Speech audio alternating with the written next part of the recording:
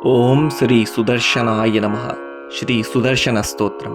పూర్వకాలంలో రామేశ్వరం దగ్గర గాలవమునీంద్రుణ్ణి భయంకరమైన రాక్షసుడు పట్టుకోవాలని చూడగా నారాయణ పరమాత్మ రక్షించమంటూ ప్రార్థించాడు. అప్పుడు మహావేగంతో స్వామివారి యొక్క సుదర్శన చక్రం భయంకరమైన అగ్నిజ్వాలలతో అక్కడికి వచ్చి రాక్షసుని తల తెగనరికింది.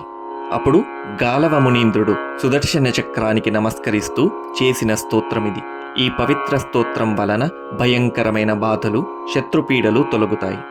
విష్ణు చక్ర నమస్తేస్తు విశ్వరక్షణ దీక్షిత నారాయణ కరాంభోజ భూషణాయ నమోస్తుతే యుద్ధేష్వసుర సంహార కుశలాయ మహారవ సుదర్శన నమస్తుభ్యం భక్తానాం ఆర్తినాశనే రక్ష మాం భయ సంవిఘ్నం సర్వస్మాదపి కల్మషాత్ స్వామిన్ సుదర్శన విభో ధర్మతీర్థే సదా భవాన్ సన్నిధేహి హితాయ త్వం జగతో ముక్తికాంక్షిణః గాలవేనైవ ముక్తం తత్ విష్ణుచక్రం మునీశ్వరాః ఇతి శ్రీ గాలవమునీంద్ర విరచితం